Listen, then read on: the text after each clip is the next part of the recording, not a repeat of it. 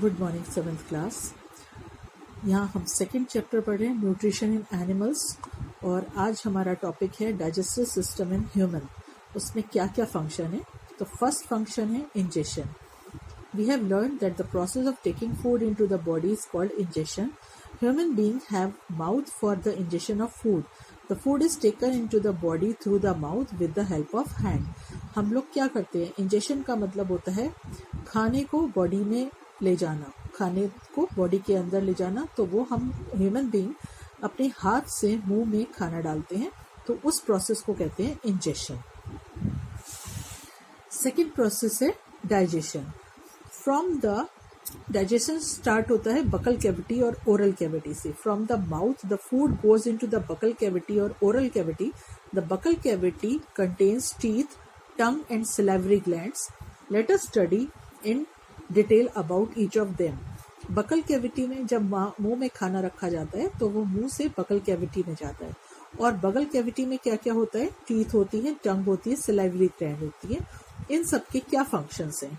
पहला है teeth. The teeth break the food into small pieces, chew and grind it. Chewing mixes in small pieces of food with saliva. This process is called mastication. जब खाना हम मुंह में डालते हैं तो दांतों के द्वारा उसको चबाया जाता है, और जब वो चबाया जाता है तो उसमें साथ में मुंह में होने वाला सलाइवा उसके साथ मिक्स हो जाता है। इस प्रोसेस को कहते हैं mastication. The digestion of food inside the buccal cavity is called mechanical digestion. जो बकल कैविटी में डाइजेशन होता है फूड का, उसे कहते हैं मैकेनिकल डाइजेशन। हर दांत जो है वो अपना अपना अलग काम करता है और गम में अलग अलग सॉकेट में जुड़ा हुआ होता है। The white substance that covers the teeth is called enamel. और जितने भी हमारे जो दांत हैं उनके ऊपर जो व्हाइट कलर का सब्सटेंस है वो कहलाता है enamel. It is the hardest substance in the human body. हमारी बॉडी का हार्डेस्ट सब्सटेंस है enamel. Our teeth are of different shapes and carry out different functions. हमारे जो दांत हैं वो अलग अलग तरीके के हैं, 4 तरीके के दांत हैं और उन सबका फंक्शन भी अलग अलग है। पहला है इंसीजर्स, जिन्हें हम कहते हैं cutting teeth. These are 4 flat and blade like teeth present in the front part of the each jaw. मतलब कि ऊपर नीचे के दोनों जॉ में 4 टीथ होते हैं, जिनको कहते हैं इंसीजर या कटिंग टीथ। इनको काटने के और बाइट करने के और फूड को कट करने के, स्मॉल पीसेस में करने के लिए इनकी ये हेल्प करते हैं। नेक्स्ट है कैनाइन्स या tearing teeth. These are present on either side of the incisors. These are 2 in numbers in each jaw. These are sharp and pointed and help in tearing the food. जैसे कि आप Apple खाते हो या कोई भी raw vegetable खाते हो तो उसको टीयर करना पड़ता है, जो कि केनाइन करते हैं। वो आप सामने वाले जो आपके जो इंसीजर्स हैं उनके दोनों तरफ एक एक होता है और दोनों जॉ में ऊपर नीचे होते हैं केनाइन्स। उसके बाद है नेक्स्ट प्रीमोलर्स, जिन्हें हम कहते हैं grinding teeth. These are 2 premolars next to each canines, 4 in numbers in each jaw. These have broad and flat grinding surface. They grind the food and break into the small pieces. Canines के साथ आगे 4 होते हैं premolars और इनका काम है food को ग्राइंड करना और ज्यादा छोटे टुकड़ों में उसको ग्राइंड करना। नेक्स्ट है मोलर्स और ग्राइंडिंग टीथ। मोलर्स को भी ग्राइंडिंग टीथ कहते हैं। जो रिमेनिंग टीथ होते हैं जॉ में पीछे की तरफ 3 मोलर्स होते हैं इधर साइड पर, 3 लेफ्ट 3 राइट, मतलब कि 6 ऊपर और 6 नीचे वाले जॉ में। इनको कहते हैं प्रीमोलर। इनका काम है फूड को क्रश करना और ग्राइंड करना। Temporary and permanent set of teeth. In human being the teeth grow twice. The temporary set of teeth grow when the child is in the age of a group of 6 months to 8 years.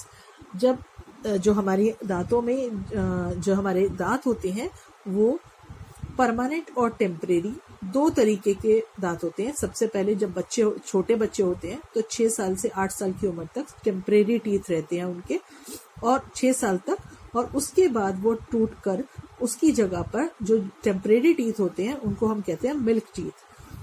वो छोटे होते हैं और weaker होते हैं, और उसके बाद 6 साल के बाद वो वहां से हटकर उसकी जगह दूसरे नए परमानेंट टीथ आने शुरू हो जाते हैं जो कि हार्ड होते हैं।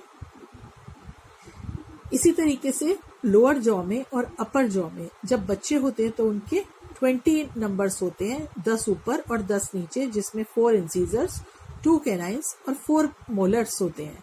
लेकिन उसके बाद जब बच्चे ग्रो करते हैं, बड़े हो जाते हैं और सेकंड परमानेंट टीथ आते हैं, तब उनके जो टीथ होते हैं वो 4 इंसीजर्स होते हैं ऊपर नीचे, 2 कैनाइन, 4 प्रीमोलर्स और 6 मोलर्स। ये होते हैं एक जॉ में। तो इस तरीके से 16 टीथ एक जॉ में होते हैं, 16 ऊपर और 16 नीचे। नेक्स्ट है टंग। टंग का क्या रोल है?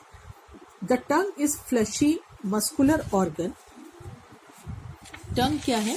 एक फ्लशी मस्कुलर ऑर्गन है जो कि अटैच होता है बैक की तरफ से बकल कैविटी के साथ। It is free at the front end can be moved in all direction. The tongue helps in mixing saliva with food, pushing and swallowing the food into the food pipe and getting the different taste of food. जीभ का क्या काम है? हमारी टंग का क्या काम है? टंग का काम है फूड को ग्राइंड करवाना, मतलब उसको आगे पीछे करके मिक्स करना, सलाइवा को मिक्स करना, उसको पुश करना और उसको फूड को स्वेलो करना, बकल कैविटी से फूड पाइप में ले जाना, और उसके बाद उसका साथ में उसका टेस्ट देखना। It has several taste buds that can distinguish 4 types of taste in food.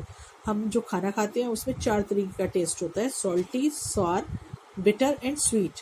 और ये टंग ही जो है वो हमें बताती है कि हमने जो खाना खाया है वो क्या टेस्ट का है। जो इस तरीके से ये देखिए टंग की वो स्ट्रक्चर बना हुआ है। आगे की तरफ आपको मीठे का पता चलता है, लेफ्ट में साइड में सॉल्टी, उससे पीछे सार और सबसे पीछे बिटर। तो ये हैं taste areas of tongue.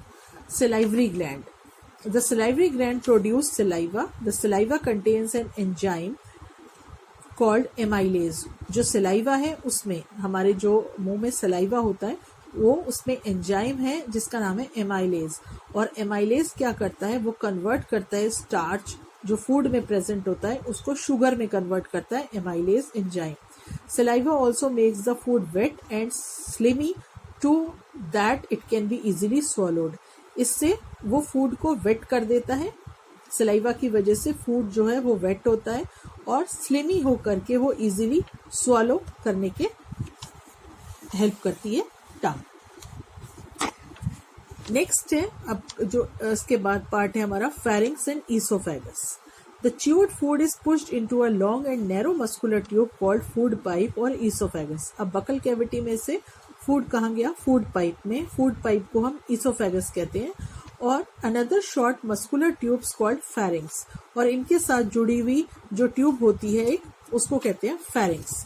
When the slightly digested food entered the food pipe, the walls of the esophagus start contracting and expanding to push the food down into the stomach. जब food pipe में food आना शुरू होता है तो जो oesophagus की जो स्किन है, जो वॉल्स हैं, वो कॉन्ट्रैक्ट और रिलैक्स होना शुरू करती हैं, और जिससे क्या होता है कि वो एक्सपैंड होती हैं और कॉन्ट्रैक्ट होती हैं, तो जिससे फूड पुश होकर करके आगे जाता है स्टमक में। The pushing down of food by the walls of the oesophagus in a wave like manner called peristalsis. जो खाना फूड पाइप से ईसोफेगस में जाता है तो वो वेव लाइक मैनर में जाता है, तो उसको कहते हैं पेरिस्टेलिस।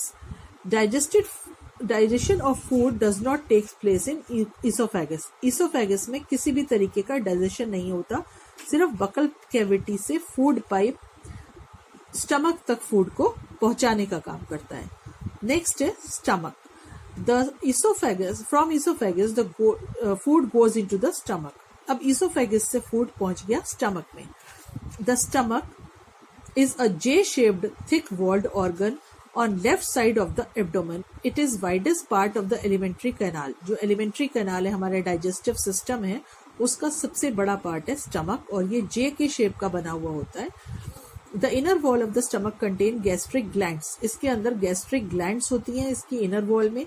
These glands secrete gastric and digestive juice that contains 3 substances: hydrochloric acid, mucus and pepsin. जो स्टमक की वॉल्स हैं वो 3 तरीके का जूस प्रोवाइड करती हैं, जो कि होता है हाइड्रोक्लोरिक एसिड, म्यूकस और पेप्सिन। इसमें तीन सब्सटेंस होते हैं. Hydrochloric acid kill many harmful bacteria and that enter with the food. It provides an acidic medium in the stomach and helps in digestive juice to act. Hydrochloric acid का काम है जो भी खाने के साथ कुछ बैक्टीरिया या कुछ हार्मफुल जर्म्स हमारे अंदर चले जाते हैं उनको खत्म कर देना और डाइजेस्टिव जूस के साथ उसका एक्शन करवाना. The mucus protect the inner lining of the stomach from the action of enzyme and acid. और mucus जो है वो क्या करता है, इनर लाइनिंग और स्टमक की इनर लाइनिंग को एंजाइम्स और एसिड के एक्शन से प्रोटेक्ट करके रखता है. In the acidic medium pepsin digest the protein in the food to form simple soluble substance called peptones.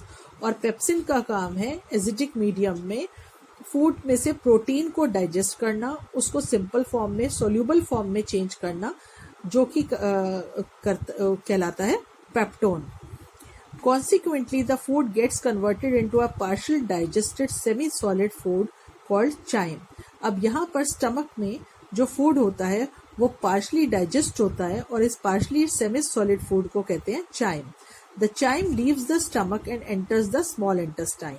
उसके बाद जो ये चाइम है वो स्टमक को छोड़ करके इंटेस्टाइन के अंदर पहुंच जाता है. और जब इंटेस्टाइन में ये पहुंचता है तो ये पहुंचता है सबसे पहले स्मॉल इंटेस्टाइन. यहाँ पे कुछ डू यू नो है उसको भी हम पढ़ लेते हैं. You must not eat hurriedly, to talk or laugh loudly while eating, as in many cases hiccups or choking sensation. This happens when food particles enter the windpipe instead of entering the esophagus. The windpipe carries air from the nostrils to the lungs. It runs adjacent to the esophagus, but inside the throat, air and food pass through a common passage. We cannot breathe and swallow at the same time. When food is swallowed, a flap-like valve called epiglottis closes the passage of the windpipe and allows the food to enter into the esophagus. By chance, food particles enter the windpipe, it gets choked and result in cough or hiccup. कभी भी खाना जो है वो बहुत तेजी से या बोलते हुए नहीं खाना चाहिए. इसका कारण क्या है?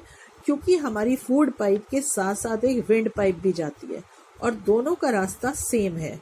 जब हमारी विंड पाइप काम करती है तो जो एयर है वो बॉडी में विंड पाइप से जाती है, नॉस्ट्रिल से एयर जाती है विंड पाइप में और उसके बाद जाती है लंग्स में. और इसी तरीके से जब हम खाना खाते हैं ईसोफेगस से, तो ईसोफेगस से जब हम फूड एंटर होता है तो विंड पाइप के ऊपर एक वॉल्व लग जाता है, एक ढक्कन सा लग जाता है जिसे कहते हैं एपिग्लॉटिस, जिससे कि खाना विंड पाइप में नहीं जाता और फूड पाइप में जाता है. और कभी कभी आप जब जल्दी जल्दी खाते हैं या हंसते हुए खाते हैं, बोलते हुए खाते हैं, तो वो खाना विंड पाइप में चला जाता है, जिससे कि जो आपका गर्दन है उसमें गले में खाना चौक हो जाता है या उसमें हिचकी आनी शुरू हो जाती है, हिकअप्स और कफ हो जाता है. तो खाना खाते हुए आराम से खाना चाहिए.